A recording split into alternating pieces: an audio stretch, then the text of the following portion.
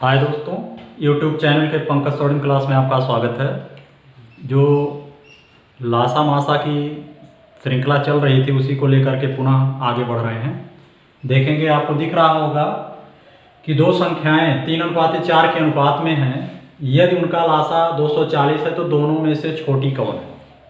देखिए, प्रश्न की प्रकृति कैसे चेंज होती है इसको आप हमारे साथ जुड़ करके देखते रहेंगे और आपका ऑप्शन यही है 100, 80, 60, 50।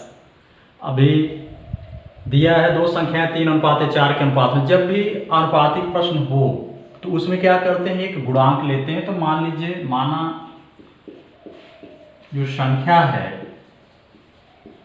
वह हो गई, एक संख्या हो गई 3x और दूसरी संख्या हो गई 4x, क्योंकि 3:4 के अनुपात में है। अब हम पहले 3x और 4x का लासा निकालेंगे। तो इनका लासा क्या होगा, लासा x दोनों में है, देख रहे हैं ना। तो लासा x हो गया इसका, 3 और 4 का लासा 12 होगा, 3 चौक 12। मतलब इस प्रश्न के हिसाब से 3 और 4 का लासा तो 12x है, लेकिन जो प्रश्न दिया गया उसमें दिया गया इसका लासा 240 है। तो हम क्या करेंगे कि 12x बराबर 240 रख देंगे। प्रश्न वही है, उनके हिसाब से लासा 240 है, अनुपात के हिसाब से लासा 12x है। एक ही प्रश्न में दोनों स्थितियां बन रही हैं, तो आप दोनों को बराबर दर्शाइए। 12x बराबर किसके, 240 के। तो x बराबर क्या हो जाएगा, 240 बटे 12, 12 दूनी 24। x का वैल्यू आ गया कितना, 20। अब देखिए, इसमें आपसे पूछ रहा है कि दोनों में से छोटी कौन है। आपको दिख रहा है एक 3x है, दूसरी 4x है, तो छोटी कौन है, 3x। तो छोटी 3x है तो बराबर हो जाएगा 3 गुणे 20, 20 3 60।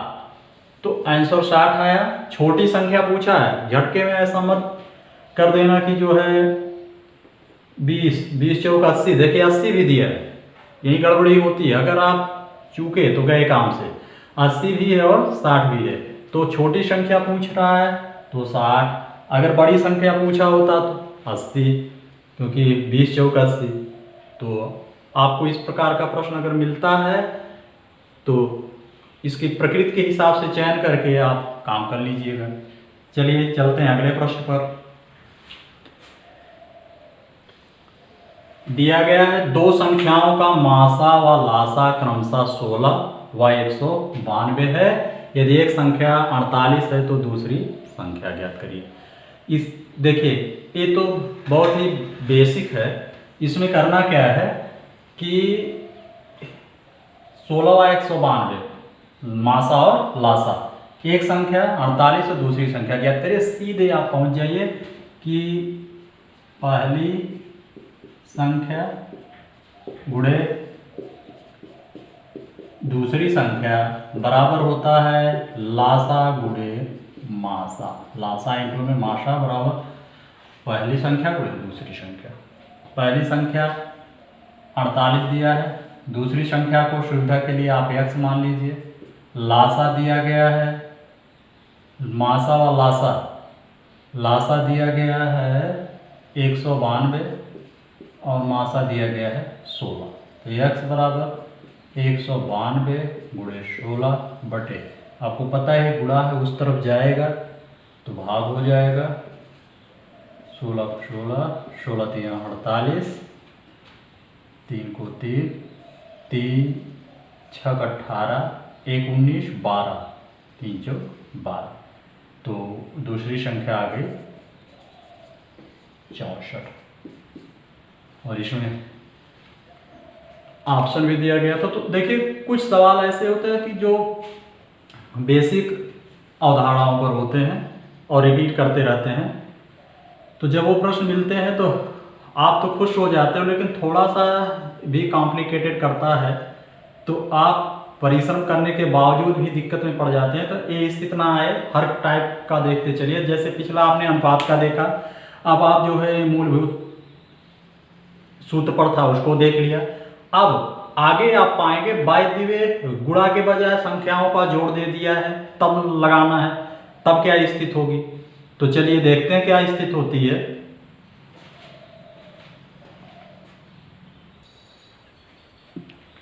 देखिए अगला सवाल है, दो संख्याओं का योग 132 तथा उनका लासा 360 है, तो वे संख्याएं क्रमशः क्या हैं। आपके सामने ऑप्शन है, एक निगाह डाल लीजिएगा। हम चलते हैं इसके मेन थीम पर। ये थीम है दो संख्याओं का योग तथा उनके लासा का मासा, उन दोनों संख्याओं का भी मासा होता है।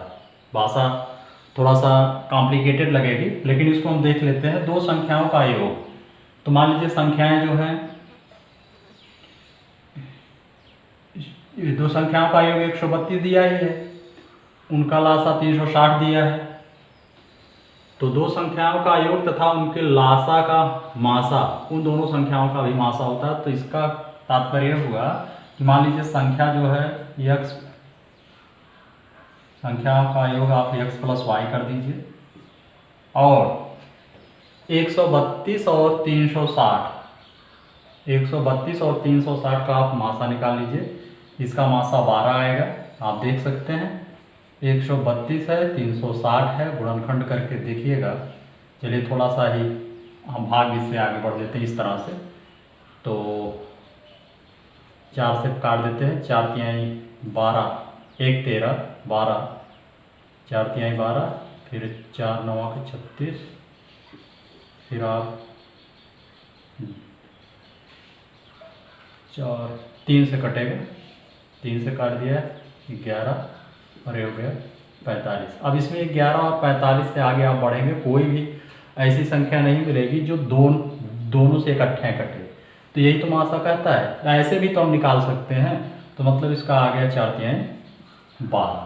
तो इस 12 को लेकर के हम आगे बढ़ते हैं, और इसमें करेंगे क्या, 12 का ये गुणा करेंगे। 12 इंटू एक्स प्लस वाई बराबर 360 के, तो 12 एक्स प्लस वाई बराबर 360 बटे 12, 12 तिया 36, 30 हो गया। एक्स प्लस वाई बराबर 30 आ गया। और एक चीज़ और दिया है, इनका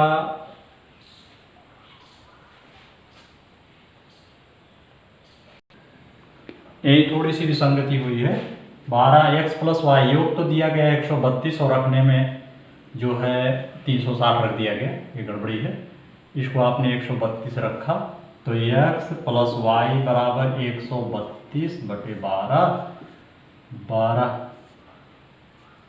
12 1 13, 11 आ गया। एक्स प्लस वाई बराबर 11। हाँ, यहाँ उनका लासा 360, तो 12x, अब तो पद 12x और 12y हो गया अलग अलग। तो 12x और 12y का लासा 12xy होगा।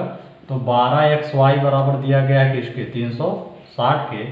तो xy बराबर 360 में 12 से भाग करेंगे, तो 12 तिया 36, 30 आ गया। मतलब x बराबर 30 बटे y के। ये पहला समीकरण कर लीजिए, इसको दूसरा कर लीजिए, इन दोनों को हम हल कर लेते हैं। तो x की जगह पर हम रख देते हैं, इसे मान रखते हैं 30 बटे वाई प्लस वाई बराबर 11 के। तो आपका ये द्विघात समीकरण बन जाएगा। y से y में गुणा हो गया वाई स्क्वायर, और 11 फिर y में गुणा होगा 11y, इस तरफ ले आएंगे, माइनस 11y हो गया, प्लस 30 बराबर 0 के। गुणनखंड कर लेते हैं, गुणा करने पर 30 और जोड़ने पर 11, तो आपके पास बहुत ही बेहतरीन गुणनखंड है, वह है y square minus 6y minus 5y plus 30। Y common ले लिया, देखने स्क्रीन पे आ रहा है कि नहीं। हाँ, एकदम बहुत सही आ रहा है। Y minus 6 minus 5 y minus 6, तो आपका ये हो जाएगा, एक में वाई माइनस 6 और एक में हो जाएगा वाई माइनस 5। तो जब हम y बराबर 6 लेते हैं, y बराबर 6, तो y बराबर 6 जब हम लेंगे, y बराबर 6 लेने पर x बराबर क्या होगा, क्योंकि x प्लस वाई बराबर 11 है तो x बराबर हो जाएगा 11 में से 6 निकल गया 5। तो संख्याएं क्या हो जाएंगी, संख्याएं तो 12x और 12y मिली हैं, तो 12 गुणे 6,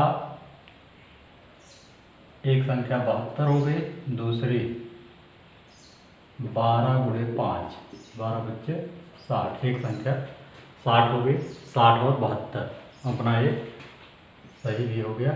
और उस तरह से जो यहाँ इसमें ऑप्शन दिया गया था उससे आप चाहते तो वैसे भी निकाल लेते, क्योंकि इनका योग 2 है, 132 दिया तो इसमें 62 और 72, 2 2 4 7 6 13, ये तो 134 हो गया।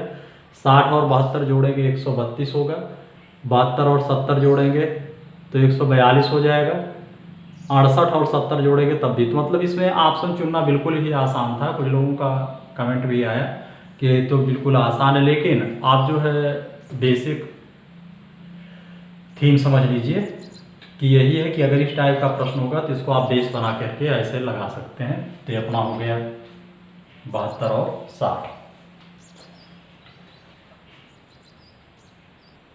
देखिए दिया गया हुआ छोटी से छोटी संख्या ज्ञात कीजिए जिसे 24, 32 व 36 से विभाजित करने पर 19, 27 व 31 प्राप्त हो। 4 ऑप्शन आपके सामने दिया गया है और ए अधीनस्थ सेवा चयन में पूछा हुआ प्रश्न है, तो इसको आप हल्के में भी ले सकते हैं और अगर पता है तो हल्के में, नहीं पता है तो भारी हो जाता है। तो प्रश्न कोई भारी नहीं होता है, केवल अपनी अपनी समझ होती है। तो इसको आप समझ लीजिए जिससे आपके लिए आसान हो जाए। इसके पहले अगर आपने हमारा वीडियो नहीं देखा तो इसके पहले जो श्रृंखला चल रही है उसको आप देख लीजिएगा। इस टाइप के सवाल बताए गए हैं, यहाँ केवल अभ्यास कराना है हमको। तो हम करते क्या हैं इसमें, सबसे पहले जो क्रमशः शेष 24 पर 19 शेष बचा है, मतलब 24 माइनस 19 बराबर कितना है 5। 32 पर 27 शेष बचा है तो 32 माइनस 27 बराबर कितना है 5। और 36 पर 31 तो 5। एक स्थिति आप देख रहे होंगे कि शेष सब में सबका अंतर 5 ही आ रहा है। शेषफल संख्या और शेषफल का अंतर क्या है 5 ही आ रहा है। और यहाँ पर कह रहा वह छोटी से छोटी संख्या ज्ञात कीजिए। वह छोटी से छोटी संख्या ज्ञात करना जो इन तीनों से कटे। तो आपको पता है कि जब तीनों के द्वारा मिलकर काटे, जब तीनों मिलके काटेंगे तो इसका मतलब इससे बड़ी आएगी। इससे बड़ी निकालने के लिए इसका मतलब हमको 24, 32 व 36 ये जो तीनों पद हैं इनका हम बहुत ही आराम से लासा निकालेंगे। तो 2 से 12, 16 दूनी 32, 18 दूनी 36। 2 से काटते हैं, 2 छक 12, 2 अट्ठे 16 और 2 9 18। फिर 2 से काटेंगे, 2 3 6, 2 चौका 9। अब ये 4 है, ये 3 है, तो 4 तो 2 बार 2 2 ले जाना होगा। एक बार 4 से काटेंगे, पहले 3 से काट लेते हैं, 3 को 3, 4 ऐसे रहने दीजिए, 3 त्रिका 9, तो नीचे कन्फर्म हो गया। फिर 3 और एक पद जो है 4 से ही कटेगा। ठीक, अब हम इसको मिलाते हैं तो 2 दूनी 4, 4 दूनी 8, 8 त्रिक 24, 24 गुणे 4 तिहाई 12, 12 चौक 48 और 12 दूनी 24, 4 28 आ गया। देखिए 288। लेकिन अब अभी तक तो हमने केवल लासा निकाला है, तो इसका क्या मतलब रह गया ये चीज देखना है। अगर इसमें इस तरह से विभाजित करने पर इतना शेष बच रहा है तो शेष बचना भी चाहिए। तो ऐसी स्थिति में हम करेंगे क्या, जब समान शेष हो तो लासा निकाल के उसमें से हम 5 जो शेष बच उसमें से जो अंतर आया है यही अंतर क्या करेंगे और कम कर देंगे। मतलब 288 में से आप 5 और घटा दीजिए, आपका ये हो गया 283। तो एक इसके पहले भी आप देख चुके हैं, आज भी आपको मिला। करना क्या है, पहले ही क्रमशः अंतर आप पता करेंगे। और ऐसे प्रश्नों में लगभग ये प्रवृत्ति ही इसकी है कि अंतर समान मिलता है, तो हम उस अंतर को नोट कर लेते हैं। क्या करने के लिए? घटाने के लिए अंतर और उसके बाद इनका लासा निकाल के लासा में से उसको हम घटा देते हैं। जिसे 24वां, 19, 27 व 31 शेष है, ये चीज़ है। प्रश्न में थोड़ा सा डायरेक्ट आ गया तो शेष बचते हैं। प्रश्न थोड़ा सा अधूरा था। 19, 27 व 31 शेष हैं, मान लीजिए केवल हम लिख दिए थे। तो अगर आपको ऐसा कुछ अजीब सा लगा हो तो उसके लिए खेद है। फिर भी आगे आप ऐसे बढ़ा के ऐसे हल कर सकते हैं, और इस प्रकार का अगर प्रश्न आता है तो उसको करके आप जो अपना काम आगे बढ़ा सकते हैं। अब देखेंगे प्रश्न की प्रकृति थोड़ा सा चेंज होते हुए। उसमें आप हर एक में या इसके पहले देखे हैं कि छोटी से छोटी संख्या दिया गया। अब इसमें है वह बड़ी से बड़ी संख्या कौन है जिससे, माने उस संख्या से 70 और 125 को भाग देने पर क्रमशः 5 और 8 शेष बचे। ऐसी स्थिति में हम क्या करते हैं? बिल्कुल ही आसान है। आप जो है पहले इनका डिफरेंस ज्ञात करिए, 70 और 5 का। तो 70 माइनस 5 बराबर आ गया 65, और फिर 125 माइनस 8 117। अब ये दो पद हो गए, मतलब इन दोनों से हट करके कोई ऐसा आएगा जिससे भाग देने पर क्रमशः 5 और 8 शेष बचे। बड़ी से बड़ी संख्या कहने का मतलब ये है कि जिससे ये दोनों कटें। इसका मतलब ये हुआ कि हम 65 और 117 का क्या निकालेंगे? मासा निकालेंगे। तो दो विधि हैं, एक गुणनखंड विधि है और एक भाग विधि है। तो गुणनखंड यहाँ आसान हमको दिख रही है, 65 5 गुणे 13, 13 बचे 65, 117 3 त्रिका 9 गुणे 13। मासा ये कहता है जो दोनों में कॉमन हिस्सा हो उसी को ले लीजिए, वही मासा हो गया। तो आ गया कितना? 13। तो अपना ऑप्शन भी दिख रहा है 13, बिल्कुल ही सही है। और ये प्रश्न जो है तमाम जो प्रतियोगी परीक्षाएं हुई हैं उसमें यह रिपीटेड क्वेश्चन है, इसलिए विशेष तौर पर ध्यान दीजिएगा। क्या करना है कि प्रश्न में करता क्या है कि केवल उसकी यहाँ से आदत चेंज कर देगा। केवल आपको उसका मानक पता हो, बस उसी मानक के आधार पर उसको हम रख देते हैं और आ जाता है। तो बिल्कुल ही आसान। वह बड़ी से बड़ी संख्या कौन है जिससे 70 और 125 को भाग देने पर 5 और 8 शेष बचे? बड़ी से बड़ी देखा तो क्या किया? 70 में से 5 निकाला 65 आ गया, 125 में से 8 निकाला 117 आ गया। दोनों पदों का हमने क्या निकाल लिया? यहाँ पर महत्तम समापवर्त निकाल लिया, आ गया 13। वही रहा अपना उत्तर। अब आप खुद चेक कर सकते हैं, 70 में 13 से भाग करेंगे तो आप देखेंगे 13 पचे 65 5 70, और 125 में 13 से भाग करेंगे तो 13 दहम 130, लेकिन 13 9 117।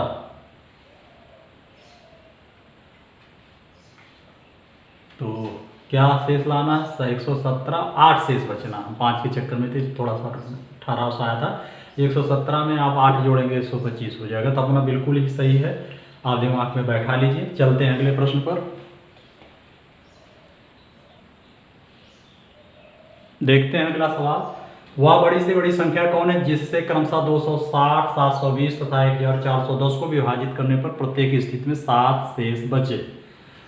तो इसमें समान शेष बचाना है, तो इसके लिए देखिए एक फार्मूला है कि जितना शेष बचे, जैसे 260 माइनस 7 पहले आप कर लीजिए, उसके बाद दूसरा आपका बचता है 720 माइनस 7 करिए, और तीसरा पद अपना आता है 1410 माइनस 7। एक करने के बाद जो पद आता है उन पदों का हम क्या करेंगे? मासा निकाल लेंगे। तो काम बन जाएगा 60 में से 7 निकल गया 53, तो 253 हो गया। जटिल संख्या आ रही है। 10 में से 7 निकल गया 3, ये हो गया 13, 713 आ गया इसका। और इसमें 10 में से 7 निकल गया 3, 1403 आ गया। अब हमको करना क्या है, 253, 713 और 1403 का मासा निकालना है। तो इनका मासा आप 713 में पहले भाग करेंगे 253 से। 3 बार तो जाएगा नहीं, 2 बार जाएगा, 2 3 6, 2 5 10, 2 दूनी 4 5, 13 में से 6 निकल गया 7, 13 में से 6 निकला 7, 0 और यहाँ हो गया 2। 207 से आपको पता है कि भाग 20 से चल रहे हैं, तो 207 से हम 253 में भाग करेंगे। आ गया 207, 13 में से 7 निकला 6 और 4, 46 हो गया। 46 से फिर हम भाग करेंगे 207 में, तो 5 चौक 20, ज़्यादा होगा 4, 4 छक 24 और 4 चौक 16, 2 18, 7 में से 4 निकला 3 और 2, 23 आ गया। अनुमान भी वही लग रहा था कि कोई शुरू में हमने कहा कि कोई ऐसी संख्या मिलेगी अभाज्य, तो 46, 23 दूनी 46, 23 मिल गया इनका, इन दोनों का 23 मिला। फिर हम 23 से, इसी 23 से फिर भाग करेंगे 1403 में। देखते हैं, 4 बार जाएगा, 4 3 12, 4 दूनी 8 1 9, 5 बार ले जाते हैं तो 5 3 15, 5 बार देख लेते हैं, 5 3 15 और 5 दूनी 10 1 11, क्या छाप तो नहीं जाएगा, 115 प्लस 23 देख लेते, 5 3 8 2 1 3, 1 जाएगा, 138 हो जाएगा, 5 बार 6 बार जाएगा, 138 हो गया। 10 में से 8 निकल गया 2 और इधर कट गया, 3 उतार लिया। अब बताइए कितनी बार जाएगा, 1 बार कट गया, पूरा कट गया। इसका मतलब आंसर क्या है, 23। वो अभीष्ट संख्या क्या है, 23 है। यह भी रिपीटेड क्वेश्चन है, तो 2 प्रकार के प्रश्न आपको मिल गए। एक प्रकार के प्रश्न को इस तरह से शामिल किया जा रहा है, हर एक प्रकार के प्रश्नों का। उसके बाद फिर सामूहिक रूप से आपको कम से कम 15 से 20 क्वेश्चन का सेट दिया जाएगा, ऐसे चलता रहेगा। तो जिसके लिए आप उसमें जब चलेंगे तो आपके लिए बहुत ही फायदेमंद होगा। तो इस तरह से अगर आपको यह पसंद आए तो लाइक करिए। अगर अभी तक आपने हमारा चैनल पंकज सोडिंग क्लासेज सब्सक्राइब नहीं किया तो यूट्यूब से सब्सक्राइब कर लीजिए। पसंद आने पर लाइक ज़रूर करिए और बेल आइकन दबा दीजिए। साथ ही साथ इससे आप निरंतर रूप से जुड़े रहिए और अपना भविष्य उज्जवल बनाइए। Thank you.